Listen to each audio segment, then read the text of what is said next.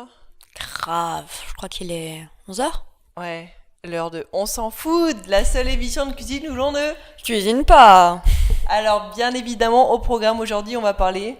On va parler gastronomie, on On va va, parler table, on va parler cuisine, on va parler miel, on va parler ustensiles, on va parler livres, un livre gourmand, on va parler glouglou, on va parler sushi, on va parler voyage. on va parler cupcake. Ah ouais, les cupcakes. Bon, tout un programme, C'est tout un ça. programme et c'est parti, on commence avec les tables.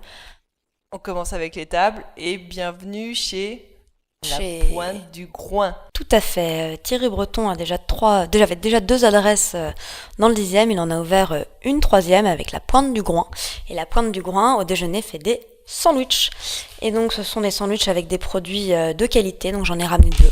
Un au saumon et un à l'arrière de la cuisse de cochon. Voilà. Donc là, c'est le premier au saumon. Donc, on remarque qu'il est dans un espèce de un petit pain rond avec du pavot, du sésame. Et je propose qu'on croque dedans pour voir un peu ce que ça va donner. À quoi ça ressemble?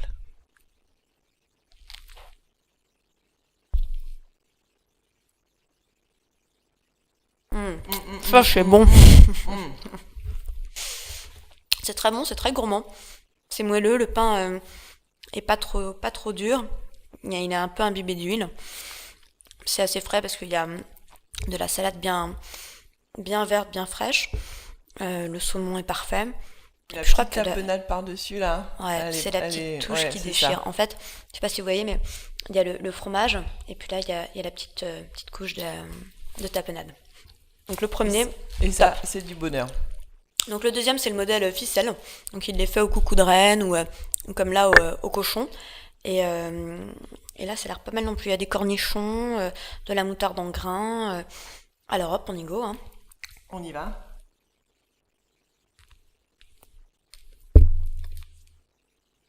Mm. Mm. Donc là, la viande est un peu comme un rôti de porc. Donc finalement, c'est une recette qui est très simple, mais terriblement gourmand. Genre comme quand on était petit, qu'on finissait les restes du rôti de maman avec un peu de moutarde. C'est vraiment très chouette. Je pense que ce qui est intéressant dans cette adresse, on va le voir avec les photos à l'écran, mm, c'est qu'en fait, vous rentrez, c'est assez en longueur. Il y a toute une déco Paris-Brest, vraiment sur le côté, on passe de la Bretagne à Paris. C'est très accueillant, très convivial. Il y a des grandes tablées où tout le monde peut se mettre ensemble. Voilà, donc la Pointe du Groin, le petit cochon, vraiment, ils ont bien joué côté marketing, c'est mignon comme tout. La cuisine est ouverte, donc on voit les chefs travailler les produits, puisque le soir, ce sont aussi des petites assiettes un peu gastronomiques qui se font. Et puis il y a cette grande salle sous une verrière absolument géniale, où on peut venir à plein et passer bon moment. Et le côté épicerie, évidemment, pour ne pas rater les bons produits bretons et repartir les mains chargées de victuailles. Les boissons, le cidre, tout est très artisanal, que ça soit le cidre, la bière, top. Et puis à l'apéro, bah, la méga planche de charcuterie avec les charcuteries qu'on trouve aussi chez Casimir, et là c'est du bonheur. Alors donc ça, c'est une très belle adresse qui se trouve gare du Nord, pas loin de la gare en tout cas, Rue de Belzins. rue de Belzins, Voilà. voilà. Et donc les sandwichs le midi et avec des belles assiettes le soir. Et alors une autre adresse aussi qu'on a découverte, celle d'une belle histoire, d'une passion, d'un rêve qui se transforme en réalité. Tout à fait. Alors là, c'est Bruno Verjus. Bruno est un blogueur sur Food Intelligence, mais c'est aussi un animateur radio et puis surtout un écrivain. Un mec passionné de gastronomie et surtout passionné de produits. Et il y connaît un rayon. Et donc après avoir réuni comme ça un carnet d'adresses complètement délirant de producteurs, il a décidé d'ouvrir sa table. Pourquoi faire compliqué quand on peut faire simple? Et donc ce restaurant situé dans le 12e à côté du marché d'Aligre est vraiment au centre de toute cette ébullition gastronomique, puisqu'on a Rhino, Septime, tout ça qui sont juste à côté. Le lieu est complètement dingue, hyper design, avec des tables sur plusieurs étages, une grande cuisine ouverte. Voilà, donc chaque jour le menu change, et en fait ce sont des produits d'exception qui sont proposés, préparés sur une grande rôtisserie. Donc on a des rôtisseries La Cornue, là qu'on voit derrière, Bruno est en train de préparer, et puis donc les produits rôtissent et sont ensuite découpés par pièces et proposés aux clients. Donc là on est vraiment sur quelque chose d'assez particulier, faut être connaisseurs de produits pour vraiment pouvoir les apprécier et ouais, comprendre aussi, faut bien le dire, les prix qui sont derrière. Faut pas y aller avec qui a pas l'habitude de manger des choses, enfin qui fera pas la différence. Louer du supermarché et une volaille de frais de ménager exceptionnelle. Mais c'est vraiment un endroit qui est fantastique parce qu'il y a déjà Bruno qui est un personnage particulier et puis ces produits absolument dingues, préparés très simplement, juste sublimés avec des cuissons vraiment au top. Voilà, donc ça c'est dans le 12e, c'est rue de Prague. Je vous encourage à aller y faire un tour quand vous avez quelque chose de sympathique à fêter parce qu'il y a quand même un sacré budget derrière. Alors, ce qui est intéressant dans cette adresse, c'est justement le produit, et on sait que le produit est vraiment et redevient heureusement au centre de l'assiette. Et justement, on a quelqu'un qui nous a rejoint pour cette émission pour nous parler lui de son produit. Et son produit, c'est le miel. Et justement, l'idée aussi de cette émission, c'est de mettre en avant les petits producteurs qu'on aime bien. Et donc, bienvenue Alain. Bonsoir. Bonsoir. Vous êtes donc du coup apiculteur au rucher du Pays Blanc.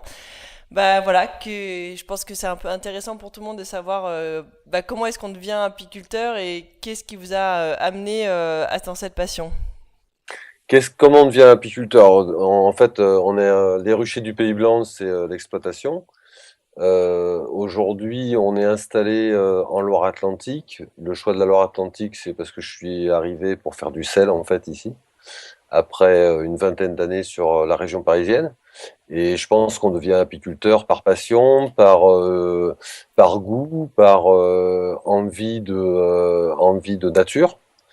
Et puis automatiquement le produit derrière, le produit donc des abeilles, le miel, obligatoirement en découle. Et justement, le miel, pourquoi le miel en particulier et pas un autre produit? Il y avait une affection autour de ce produit-là ou pas? Autour de la bête. Au dé- Ouais, non, au départ, plutôt une envie de travailler avec l'abeille, au contact de l'abeille, et le miel par obligation suit. Et après, que faire de ce miel en fait? Et pourquoi pas le sublimer? Le sublimer, ça veut dire l'amener aujourd'hui sur les tables des chefs avec lesquels on travaille. On travaille avec quelques grands chefs étoilés et gastronomiques. Et tout le travail a été en fait de faire réapproprier ce produit qui est un produit noble, qui était en perdition sur les tables, les grandes tables et les tables des particuliers aussi. Donc du coup, quand vous dites grande table, ça veut dire que vous travaillez également avec des chefs qui utilisent votre miel dans leur cuisine? Ouais, tout à fait. Ouais. On travaille aujourd'hui avec 5 ou 6 chefs étoilés en région nantaise. On veut pas aller plus loin parce qu'on n'a pas une grosse production non plus. Hein. On fait pas de culture intensive. On ne travaille ni le colza, ni tournesol, ni des cultures un petit peu comme ça qui font pas obligatoirement des miels très intéressants.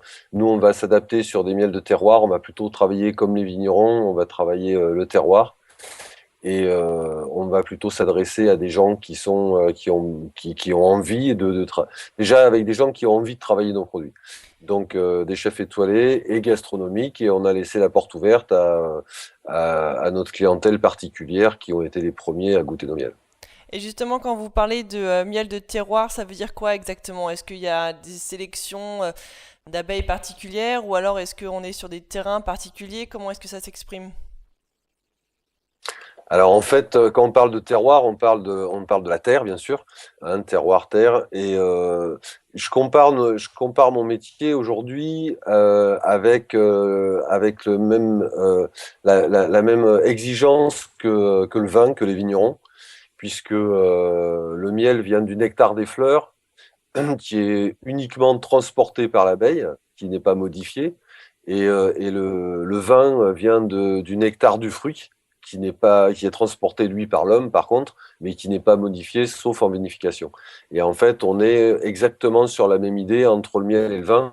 C'est pour ça que et l'idée m'est venue il y a 2 ans avec Cyril, sommelier de la Mare aux Oiseaux, du chef Éric Guérin. Sur le salon du chocolat à Nantes, on a fait des dégustations vin et miel de terroir. Super. Et ça a très très bien marché et les gens étaient vraiment assez surpris des ressemblances qu'on peut avoir entre les terroirs nantais au niveau vignoble et les terroirs presqu'île-guérandaises au niveau des miels. Donc du coup, ce qui veut aussi dire qu'il y a un lien quelque part avec le chocolat, alors, puisque entre le vin et le chocolat, il y a aussi une ressemblance assez forte. Alors moi, je suis pas un expert en chocolat. Et je- non, là, sur le chocolat, je peux pas partir parce que c'est vrai que dès qu'on parle de terroir, on a des essences naturelles. Le chocolat, c'est le cacao. On a travaillé un miel au cacao il y a quelques temps, l'hiver dernier, pour une grande table. Et il était intéressant de voir de voir l'intérêt des gens en fait pour avoir un cacao mielé sucré naturellement avec le miel. Et beaucoup de gens nous ont dit nous ont dit bah c'est au niveau gustatif vraiment intéressant et peut-être plus plus dominant que certaines grandes marques de Des f- produits de petit déjeuner qui sont quand même gustativement beaucoup moins intéressants. Mais le chocolat, je partirai pas dessus parce que je connais pas, c'est pas mon grand domaine. Bien évidemment. Et donc du coup, enfin, votre offre, vous proposez quoi? Quels sont les différents types de miel que vous cultivez? Alors aujourd'hui, on arrive à faire quatre sortes de miel en presqu'île guérandaise. On va être sur des miels de printemps, des miels assez exceptionnels, très fins, très doux, qui vont partir sur plutôt sur en cuisine, sur des thés, des tisanes, en fait, pour tous les gens qui veulent sucrer, avoir un parfum léger, assez doux. Donc là, on va travailler sur du prunellier, du pissenlit essentiellement. Après, on va partir sur l'été avec un miel toute fleur qu'on fait dans le parc de Brière. Donc là, aucun ajout de fleurs de jardin cultivées par la main de l'homme. Donc là, on est sur des espèces très boisées. On va partir sur du châtaignier qu'on a d'assez commun, mais qui est assez exceptionnel en Loire-Atlantique, puisqu'on arrive à avoir un terroir qui n'est pas acide. Donc on a des châtaigniers où l'amertume et l'acidité du châtaignier qu'on a d'habitude en montagne n'est pas présente. Donc vraiment là on reste toujours sur le parfum. Après on va travailler le blé noir sarrasin.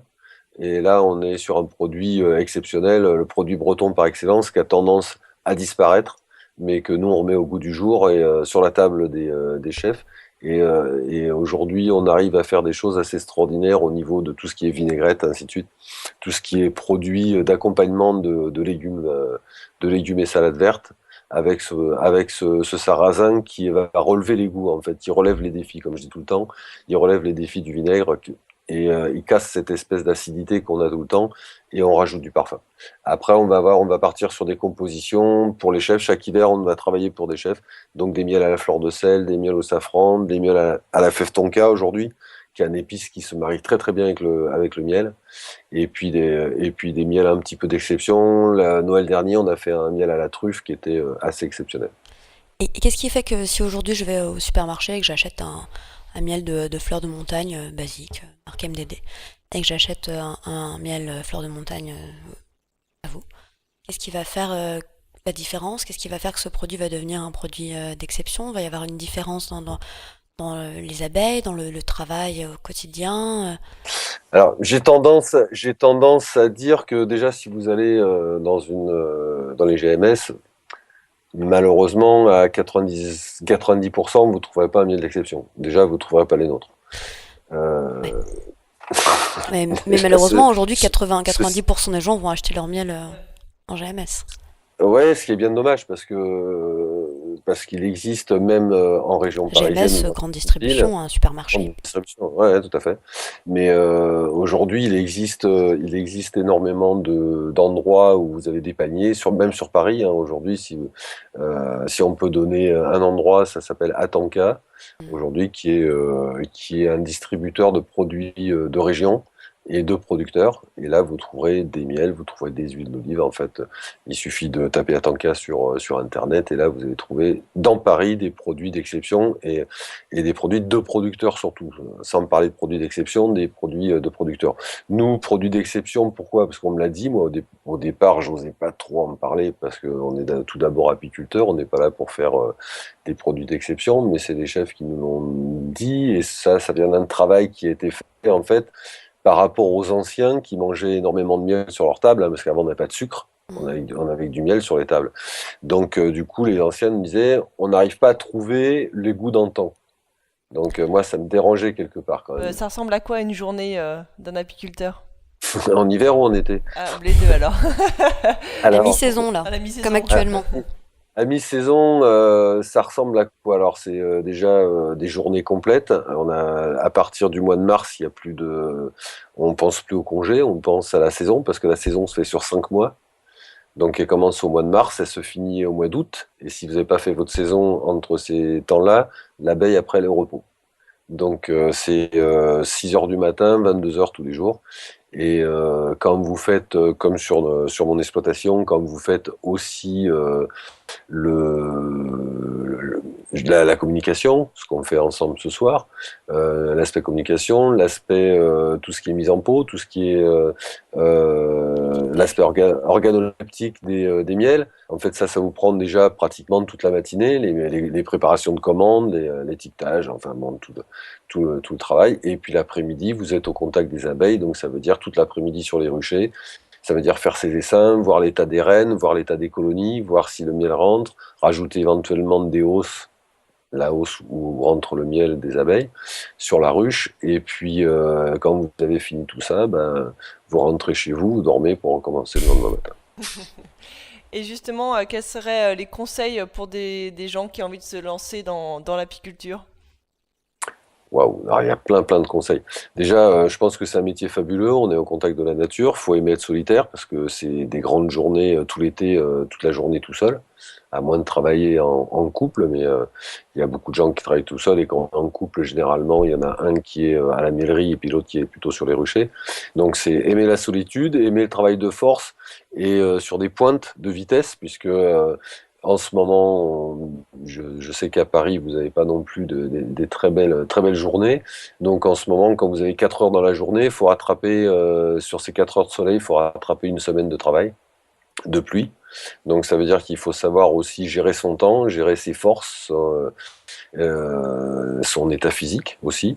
Donc et puis après aimer les défis parce que chaque année c'est un défi par rapport à la nature, par rapport à ce que la nature va pouvoir vous apporter, vous donner et par rapport aussi malheureusement à tout ce qui aujourd'hui fait disparaître l'abeille. D'accord, très bien. Et pour ceux du coup qui auraient envie de venir vous rendre visite cet été, où est-ce qu'ils peuvent vous trouver? Alors, malheureusement, l'été, on n'en trouve pas beaucoup. En fait, on a un blog. On a un blog qu'on alimente avec les quelques animations qu'on peut faire. L'adresse du Euh, blog?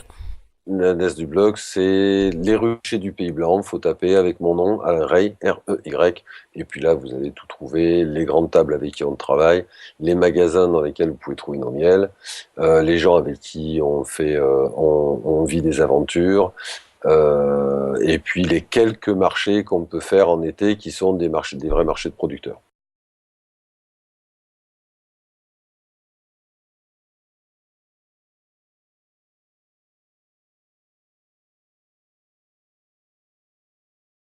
Et la petite cuillère aussi. J'espère Merci aussi. beaucoup. Merci de votre invitation et à très bientôt. À bientôt. Merci, Merci, au revoir. au revoir. On espère que dans vos placards, vous allez donc trouver ce miel qui vaut le coup d'être goûté, de plonger la petite cuillère pour justement mettre aussi en avant tous ces producteurs qui travaillent pour mettre les différents produits qu'on aime au goût du jour. Et justement, puisqu'on vous parle placard, j'ai une petite découverte pour vous. Mhm. Isabelle, si je te dis j'adore les sushis.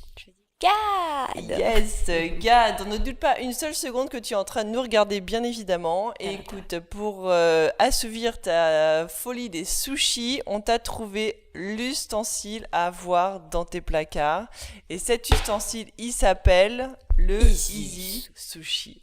Alors, le Easy Sushi, c'est super easy. Mais pour faire des sushis, il nous faut donc ce petit Easy Sushi. On met ici. Mathilde nous fait la démo en Je live. fais J'espère une que vous êtes démonstration. sensibles. J'espère que l'effet Bonali ne sera pas jusqu'ici, puisque l'effet Bonali peut être assez redoutable. Alors, il nous faut une petite feuille de nori pour mettre en dessous. Et alors là, les ingrédients mystères. Elle a un cabas, la Mary Poppins. Il y a un cabas à la Mary Poppins et Elle sort tout des sort trucs de ce dingues. cabas. Il y a du riz qui sort. Et il y a du saumon après. Alors, On aime bien manger. après le sandwich, nous On allons passe passer au sushi et le sushi maki. Détail extrêmement Sushi maki. important. Donc du coup, sa petite feuille, on la met là. Ensuite, on prend du riz qu'on aura cuisiné. Et vous savez, vous achetez du riz japonais là, qui est Donc, assez du rond. coup, Et puis on le vinaigre ensuite. Attends, Ce qui lui donne ce côté un peu compact, un peu collant. Donc on utilise du riz japonais, du riz à sushi, qui est un riz assez rond, qui cuit pas très longtemps, mais qu'il faut bien rincer avant, et qu'à la fin en fait on vinaigre pour lui donner ce goût un peu particulier, un peu intense. On l'aère, on le fait refroidir, et il va donc avoir une texture un peu compacte, qui va permettre d'avoir les sushis parfaits. Mais vous verrez, c'est bien expliqué sur votre paquet. Alors l'astuce aussi, c'est d'avoir du vinaigre de riz près de l'endroit où on est en train de faire les makis, Ah oui, parce que sinon il y a du riz qui colle sur les doigts. parce que ouais, C'est hyper important. Voilà. le riz ça colle au doigt. Hein. Les moyens techniques du jour ne nous permettent pas de voir ce détail. Ça colle un peu là sur Ça ma colle tête. un tout petit peu. Tu veux que je t'aide? Voilà. Tu veux un petit mouchoir? Oui, une petite. Merci.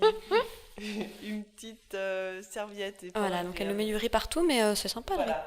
Et ensuite, donc du coup, alors vous avez votre riz, et à partir de là, on peut l'agrémenter comme on veut. Du saumon, de l'anguille, Du thon. du thon, de Même faire du l'avocat. foie gras, du poulet. Voilà, Finalement, exactement. on est peut assez être libre hyper sur la créatif. garniture. Hein. Et donc du coup là, on met Ces petites ces petites dés. garnitures. Bien Tout de suite, ça donne envie. Hein. Ah, c'est Voilà. terrible. Alors vous sentiriez l'odeur. On se demande ce qui Petite va se odeur de passer. Voilà, pour le maki, le Donc. sushi maki, réalisé en à peu près 2 minutes chrono. Ouais, vous avez vu, hein, c'est du live, hein, c'est tout. Et du coup, là, on replie avec la feuille. Et là, attention, À l'appui. le tour de magie de Mary Poppins. Et là, que va-t-il se passer? Que va-t-il se passer?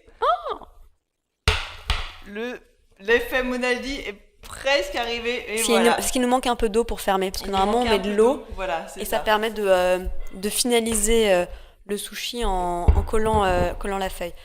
Je ne ferai pas l'affront de la lécher, mais C'est ça. ça collerait pourtant. Et du coup, on coupe le sushi. Voilà, je pense que c'est intéressant de montrer l'intérieur d'une coupe. Ça, quand c'est bien coupé. Parce que là, c'est un peu. Là, elle nous fait un peu massacre, mais en fait, regardez, voilà. L'intérêt, je C'est pense ça. que c'est de voir que là, on a donc la feuille, le riz, le saumon, tout y est, et ça nous a pris vraiment pas longtemps.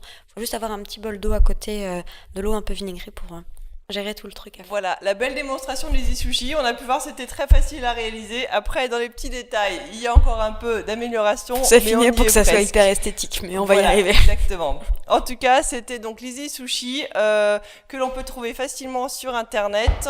Et donc, du coup, en tapant dans les moteurs de recherche favoris, Easy Sushi, et vous pourrez trouver tout ça. Alors si on cuisine, si on parle de produits, il faut également vous faire un petit point sur ce qui se passe sur les étagères de cuisine. Et les étagères de cuisine, c'est les livres de recettes et les livres de cuisine. Alors, on sait que vraiment la grande mode, c'est les burgers. Tout le monde nous parle de burgers.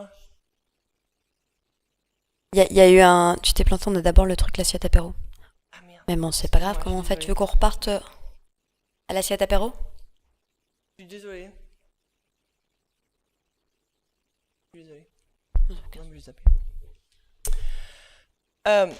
Alors, si vous venez d'apprendre comment faire... Attends, je crois... Il y a du riz dans la Il y a un bouche. truc, voilà.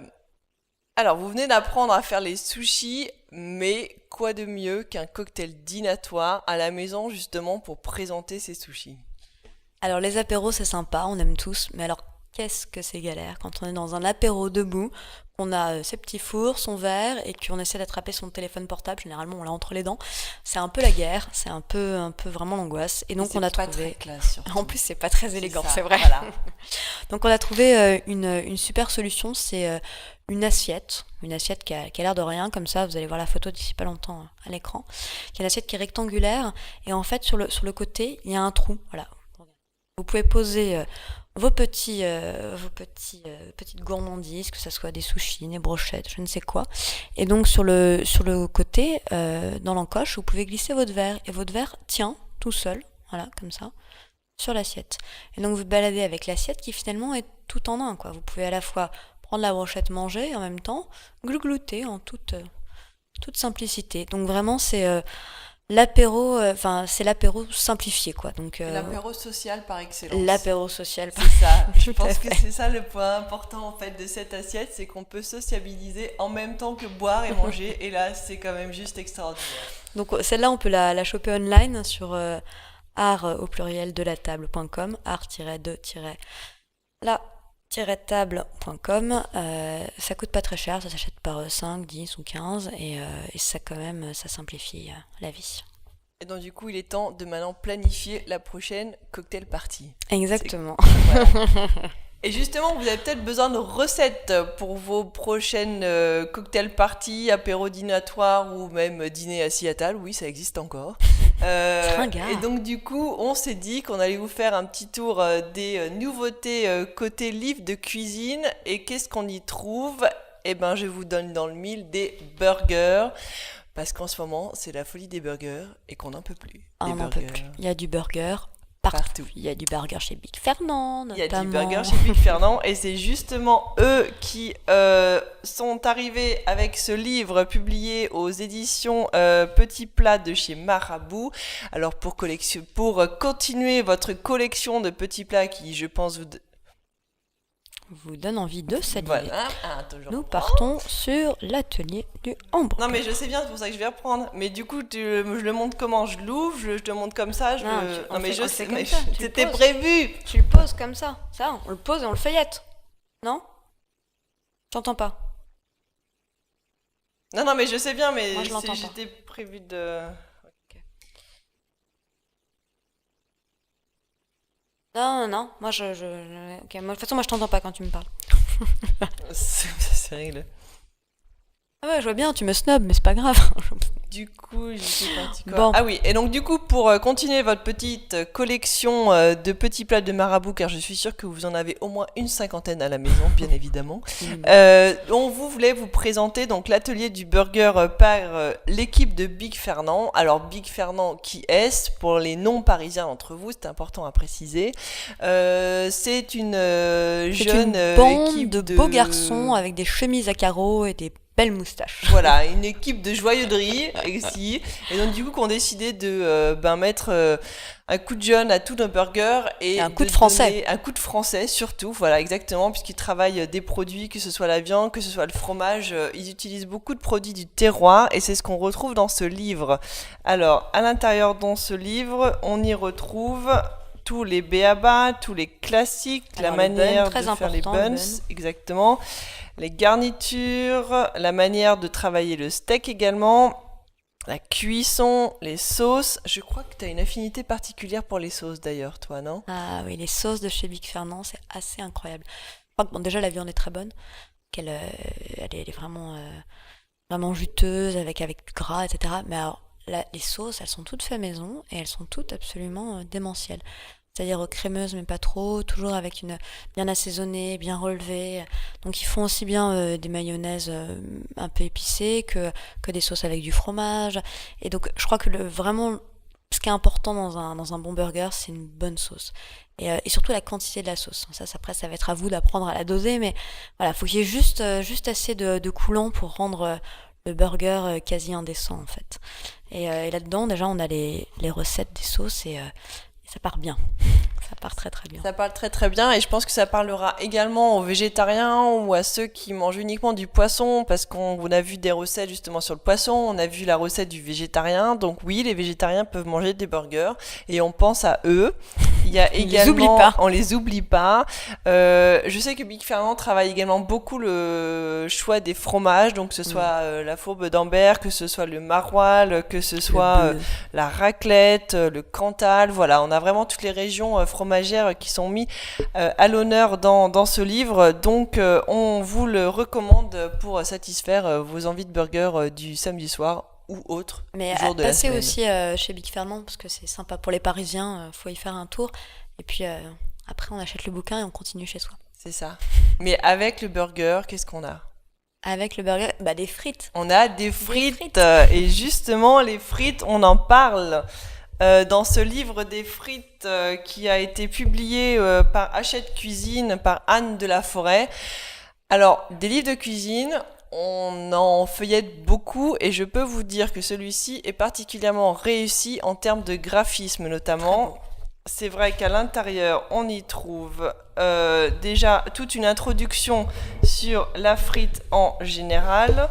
D'où est-ce que vient la frite, toute leur épopée. Alors, grand débat. On parle pas assez de l'histoire de la frite, c'est vrai. Non, c'est vrai. Et alors, grand débat. Est-ce que la frite est française ou est-ce que la frite est belge? Et alors là, Moi, je crois pense qu'elle est belge. qu'on n'arrivera jamais à se mettre d'accord. Non, je pense qu'elle est belge. Tu Il y crois? a quand même un truc, c'est que elle est très très souvent beaucoup mieux là-bas que chez nous. Oui, mais ça s'explique par une chose très très simple. La double cuisson de la frite. Ah. Hyper important. Cool. Et à triple. Sans la double cuisson, la frite des points. Et disons qu'en France, on a une petite tendance à la faire cuire qu'une seule fois et elle a été congelée avant, donc c'est vrai que c'est pas terrible. c'est pas ce qu'il y a de mieux, ça c'est sûr. Et donc du coup, on retrouve dans ce livre toute l'histoire de la pomme de terre, les différentes pommes de terre à utiliser. Mais ce qui est particulièrement intéressant et ce qu'on a beaucoup aimé, c'est bien évidemment toutes les techniques, les différentes étapes, mais surtout la créativité des recettes. Il y a pas seulement des frites de pommes de terre. Et c'est là que vraiment ça devient intéressant. Ils nous présentent plein de recettes de frites de légumes, de frites de panais, de frites de carottes. Et c'est bête, mais on n'y pense pas assez souvent, ne serait-ce que pour faire manger des légumes aux enfants. C'est différent, ça apporte un autre goût et c'est 5 fruits et légumes par jour, quoi. Donc, et il y a même justement des frites de fruits, justement, avec que ce soit je crois qu'il y a des bananes, il y a aussi des pommes, il y a des patates douces, voilà, donc il y a vraiment de quoi faire pour avoir la frite et la garder. Et alors pour terminer sur cette touche un peu américaine quand même, parce qu'il faut le dire, effectivement, sur le sandwich, la frite, le tout sandwich, ça, les frites, le burger, un tout petit dernier aux éditions Quotidien Malin, les recettes new-yorkaises inratables à avoir toujours dans son sac à main. Qu'on soit allé à New York ou pas. C'est vrai. Voilà, moi je suis jamais mis les pieds à New York malheureusement, mais je suis très très friande de toutes les spécialités de là-bas. Et là c'est vraiment détaillé. Voilà, c'est simple mais efficace. On a vraiment un aperçu de tout ce qui se fait là-bas et ça donne même envie de prendre un billet d'avion pour partir à New York. Mais donc du coup on peut se régaler avec des recettes new-yorkaises, que ce soit le coleslaw, que ce soit la César salade, le hash brown, que ce soit le sandwich à la dinde fumée, très très bon le sandwich à la dinde fumée, et puis tout évidemment les recettes de cheesecake, les incontournables. Voilà, donc un petit manuel à garder sous la main. C'est vrai que c'est assez simple, il n'y a pas forcément parfait beaucoup pour de les photos, brunchs. mais si on veut partir faire un brunch chez une amie à la dernière minute et qu'on a besoin d'une recette, on peut l'avoir dans son sac à main. Voilà en tout cas pour les différents livres de la semaine. C'est vrai que toutes ces activités autour du monde culinaire ont sans doute donné faim et surtout soif. Et donc du coup on vous propose de vous retrouver après la coupure pour toutes les news glouglou.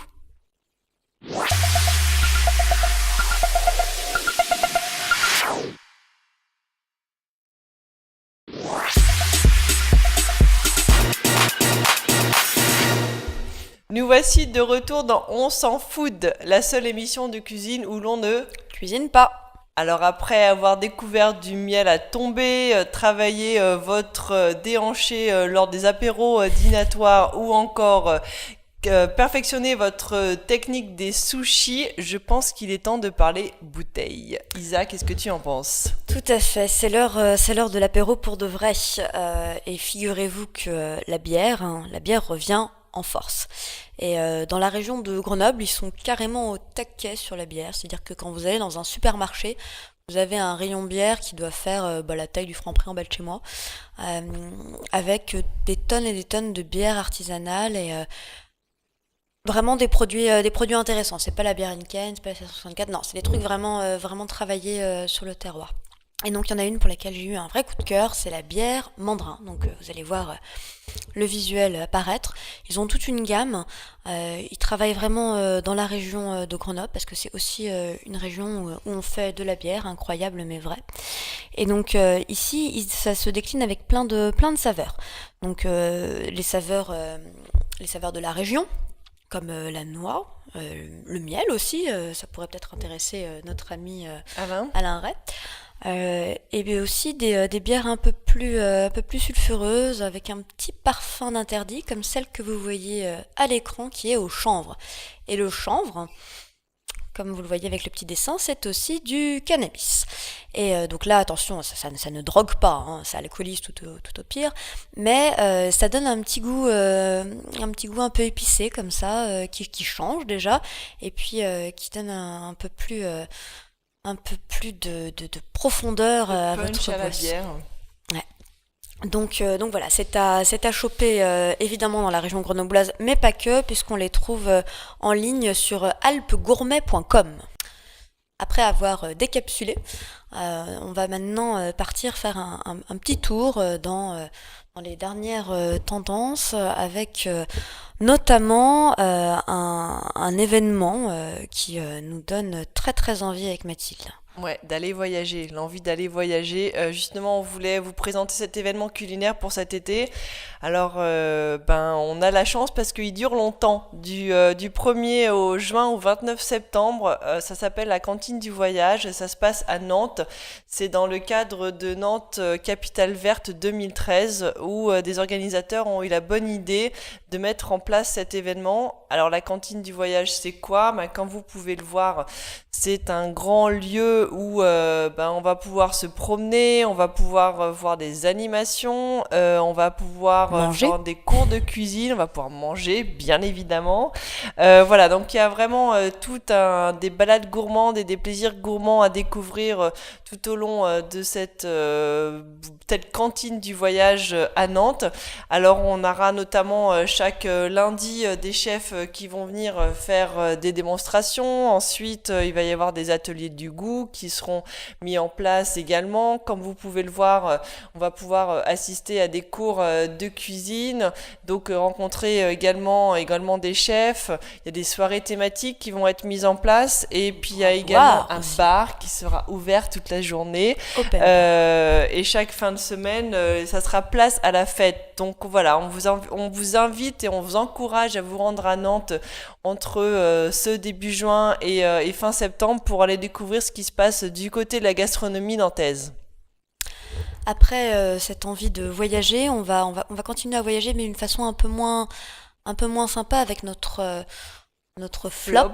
Le Flop de la semaine. Voilà, il y a le flan dans la vie et il y a aussi le flop flop de la semaine.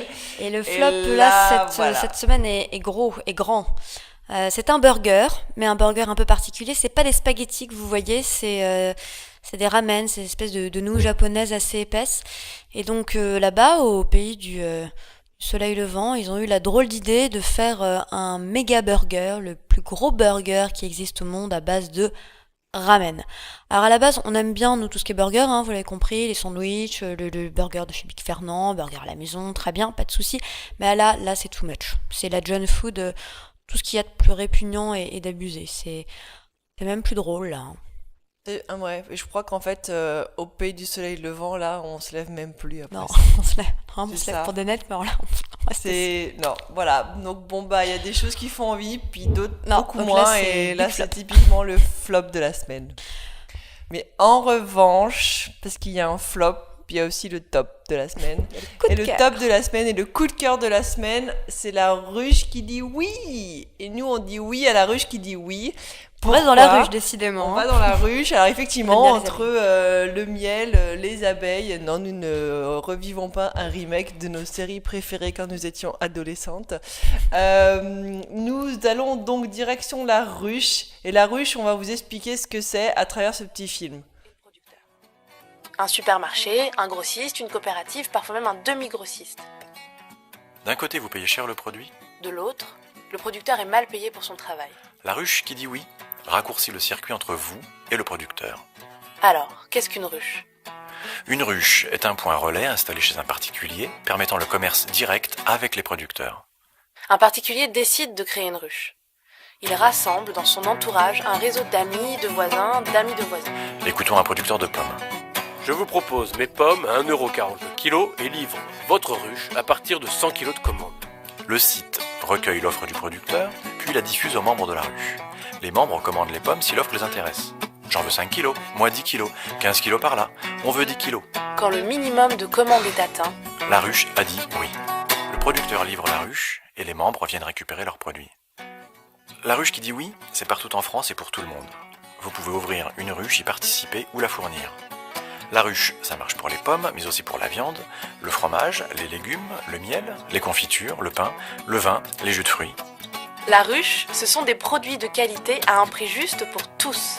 Un meilleur prix d'achat pour le consommateur, un meilleur prix de vente pour le producteur. Et c'est également un revenu complémentaire pour la personne qui tient la ruche. La ruche qui dit oui, c'est la communauté pour manger mieux, pour manger juste. Alors que vous soyez producteur, que vous souhaitiez ouvrir une ruche ou y participer, rejoignez-nous sur laruchequidioui.fr. Nous, on a dit oui à la ruche. Nous, on a dit oui à la ruche parce que justement, cette plateforme communautaire, comme vous l'aurez compris, c'est vraiment le lien direct entre le producteur et les consommateurs. Donc, il n'y a pas d'intermédiaire. On va acheter directement au sein des producteurs. Alors, l'idée derrière ça, elle est très simple. C'est pour les petits producteurs de se faire connaître, pour les consommateurs d'aller chercher directement le produit à la source Et de le payer au juste et de le prix. payer au juste prix. Les producteurs sont payés et nous, on dépense moins. Tout le monde est content, quoi. Des producteurs contents et en plus des consommateurs qui peuvent aller chercher des produits à peu près partout en France puisqu'il y a à peu près 200 ruches à l'heure actuelle qui sont ouvertes et autant qui sont sur le point de s'ouvrir. Alors c'est très simple, il y a un responsable des ruches qui se nomme dans chaque ville et ensuite les producteurs vont voir ce responsable, s'inscrivent sur la plateforme et ensuite la boucle est bouclée et du coup les consommateurs peuvent venir chercher leurs produits. Alors généralement il y a des produits qui sont en vente sur 5 jours, donc les consommateurs ont 5 jours pour pouvoir les commander et au bout de 5 jours la responsable de la ruche et ainsi que les producteurs se rendent à un endroit, alors que ce soit dans une mairie, que ce soit dans un lieu associatif, dans une dépendance mais jamais chez l'habitant, voilà, pour donner l'accès à tout le monde. Et donc du coup les consommateurs viennent chercher leurs produits. Alors ils achètent leurs produits directement par carte bancaire sur le site de la ruche, donc du coup il n'y a pas d'échange de monnaie physique le jour même. Le producteur vient avec la quantité exacte de produits qui a été commandé et comme ça tout le monde peut repartir avec ses produits et la semaine d'après découvrir encore une nouvelle chose. En parlant de découverte, on va partir à la découverte d'un pays. Oui. D'un pays qui n'est pas si loin que ça, mais qui pourtant dépayse sacrément parce que c'est pas du tout comme chez nous. C'est pas du tout comme chez nous et ça se passe à Istanbul. Alors Istanbul, c'est une ville de mon cœur, c'est une ville qui a un attrait tout particulier, c'est pas loin, c'est à 3 heures d'avion. On n'a pas forcément une image très positive de la Turquie, mais je peux vous dire que quand vous mettez les pieds à Istanbul, vous n'en ressortez pas indemne. Cette ville vous prend aux tripes et elle ne vous lâche plus. Et Ça se passe beaucoup dans les odeurs, non ? Ça se passe beaucoup dans les odeurs, pas particulièrement, mais c'est vrai que la gastronomie istanbouliote a quand même son mot à dire. Je prédis notamment de de belles années devant elle parce qu'il y a beaucoup de restaurants là-bas. Les gens mangent beaucoup dans la rue. On voit qu'effectivement, il y a une grande culture de la street food comme on l'entend. On voit là Génial. notamment, voilà, vous avez envie d'une orange pressée, ben, il suffit de se rendre dans un des nombreux points où on peut acheter de son propre jus d'orange et du coup on vous le fait sur place. Et donc on fait le plein de vitamines et aussi le point sur les oranges. Alors c'est au niveau gastronomique, on y retrouve tous les produits de la Méditerranée, que ce soit les légumes comme les aubergines, comme les courgettes, mais également tout ce qui est viande et poisson. Alors là, je vous parlais de Donc, street là, food. les gens mangent complètement dans la rue. Là, les gens mangent dans la rue. En fait, ce qu'il est en train de servir, c'est un chikefté. C'est l'équivalent de notre tartare. Donc, c'est de la viande qui est crue et qui est Il y a une sauce, non servie dans des feuilles de salade avec de la menthe. Mais la viande, elle est tranchée, là, elle est mélangée à une sauce après. Elle est mélangée à un mélange d'épices. Ah. Et donc du coup, là on se retrouve sur le port, le long du Bosphore, en plein cœur de la ville.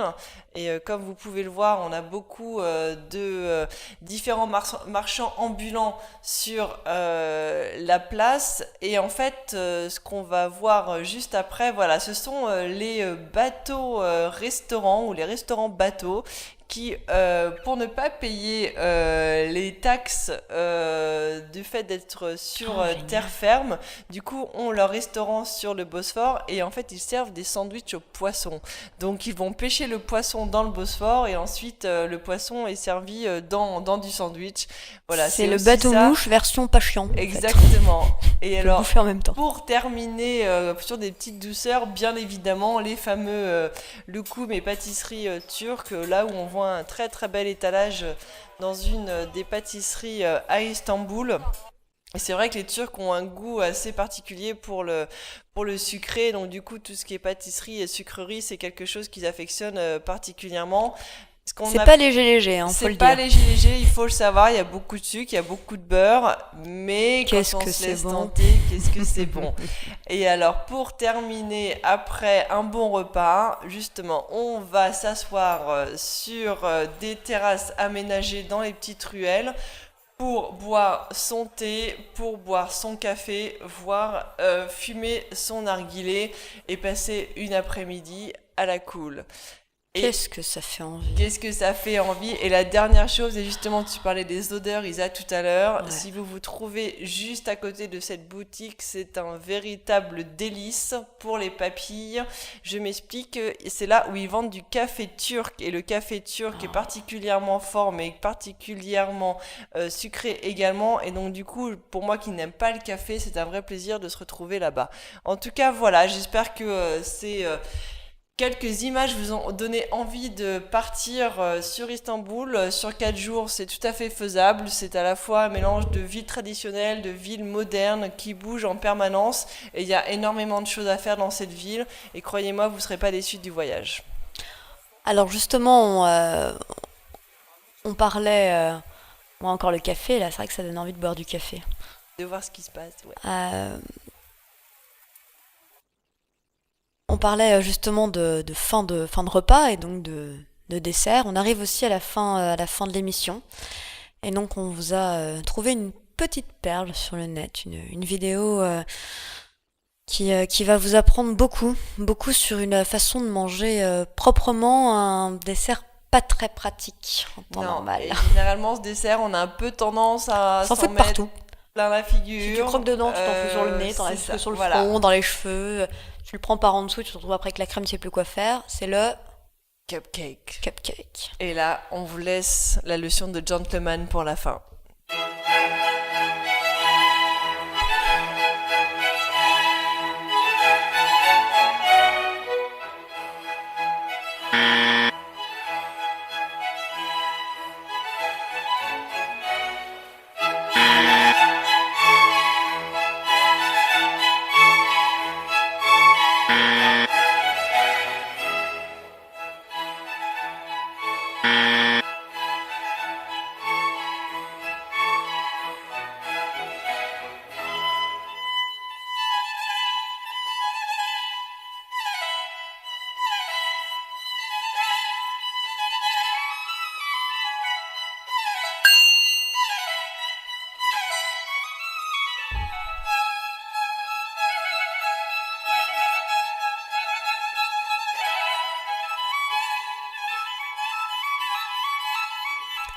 Et là, je crois qu'on peut le dire, on y revient toujours, c'est le sandwich, hein. C'est ça. Que ça soit le sandwich fait. à la pointe du groin, que ça soit le burger, c'est dingue. Ouais, moi je dis Le que sandwich nous suit partout. sur la prochaine émission, il va falloir tester la technique. Ah ouais, on fera une petite démo. On fera une petite démo.